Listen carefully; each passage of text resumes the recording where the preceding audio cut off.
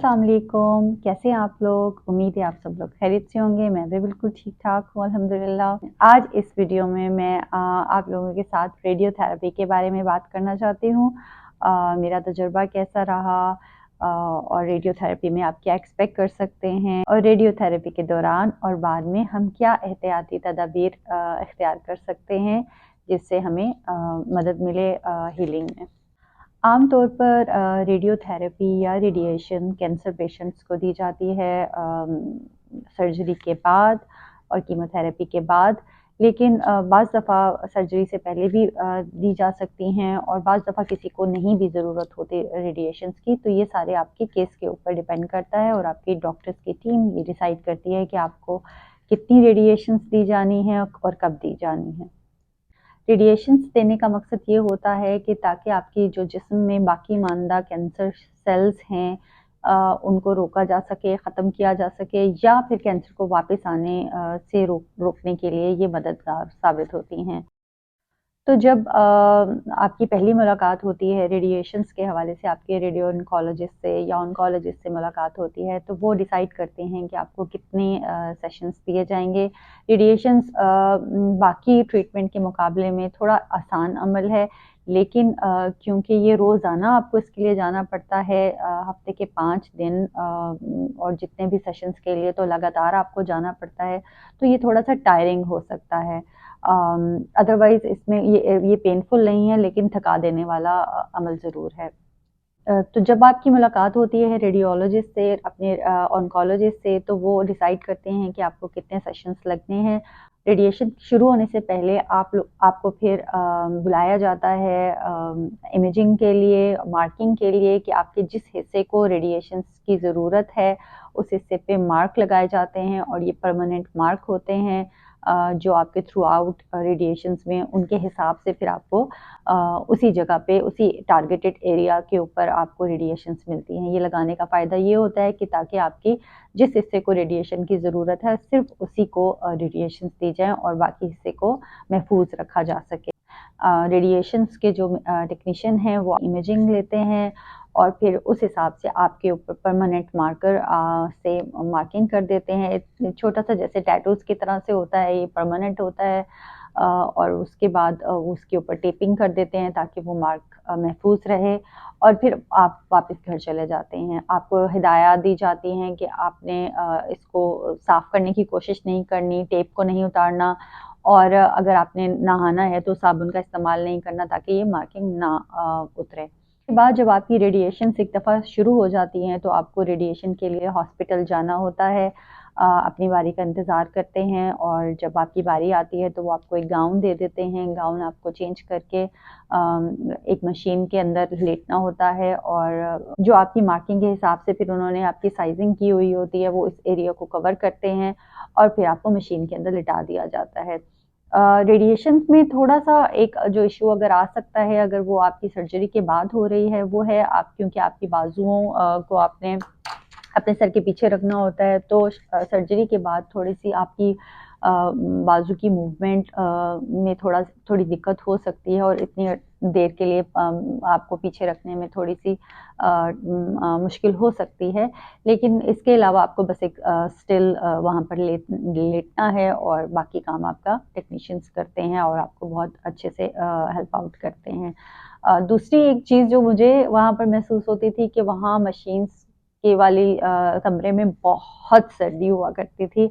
मतलब क्योंकि ACs full on हैं, मशीनरी है, ये काफ़ी एनर्जी एक किस्म की तेज़ शुआएँ हैं, तो ये और इन मशीनरी को महफूज रखने के लिए वहाँ काफ़ी ठंडक होती है, तो वो एक आपको अनकंफर्टेबल फीलिंग हो सकती है रेडिएशन के दौरान। उसका आप कुछ भी नहीं कर सकते क्योंकि वो आपको बर्दाश्त करना है।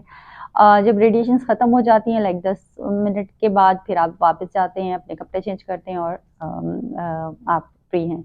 तो एज़ सच रेडिएशंस आपको कोई मुश्किल नहीं देती, लेकिन बस आपको थकावट ज़रूर हो जाती है और ये साइड इफ़ेक्ट्स में से भी है। जब ये रेज़ एनर्जी आपके अंदर बॉडी में जा रही होती है, हीट है ये, तो आपको एक थकावट का एहसास दिलाती है। बाज़ दफ़ा थोड़ी-सी उस जगह पे पेन भी हो सकती है और ईचिंग भी हो सकती है। तो ये आम साइड इफ़ेक्ट्स हैं, अगर ज़्यादा हों तो आप अपने डॉक्टर से इसके बारे में डिस्कस कर सकते हैं। इसके अलावा रेडिएशंस के दौरान किसी भी मॉइस्चराइजिंग क्रीम का इस्तेमाल करते हुए आप बहुत एहतियात करें।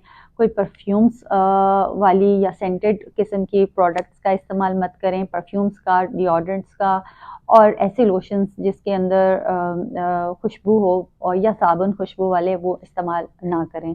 अगर आपको नहाना है तो उस एरिया को आप साबुन से महफूज रखें, और अगर लोशन इस्तेमाल करना है तो ऑयल वाटर बेस्ड और केमिकल फ्री, कम से कम केमिकल्स वाले लोशंस इस्तेमाल करें, वो आप अपने डॉक्टर से पूछ सकते हैं। रेडिएशंस के दौरान एक टिप जो मैं आपको देना चाहती हूँ, जो आपकी थोड़ी आसान आपके लिए रहेगी, क्योंकि आपको गाउन चेंज करना होता है रोज़ाना जाकर, तो आप कोशिश कीजिए कि अगर आप फ्रंट ओपन शर्ट पहन कर जा रहे हैं तो आपको गाउन पहनने में या कपड़े तब्दील करने में आसानी होगी। अदरवाइज़ दूसरे कपड़ों में या थोड़े तंग कपड़ों में आपको दिक्कत हो सकती है गाउन वगैरह तब्दील करने में। तो ये जल्दी एक क्विक फिक्स मेरे लिए रहा है, तो मैं ये प्रेफ़र करती थी।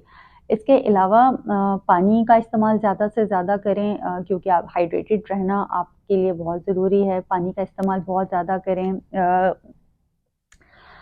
लिक्विड लें, जूसेस लें, जो भी आपको पसंद हैं, और लेकिन अपनी डाइट में पानी का ज़्यादा से ज़्यादा इस्तेमाल करें।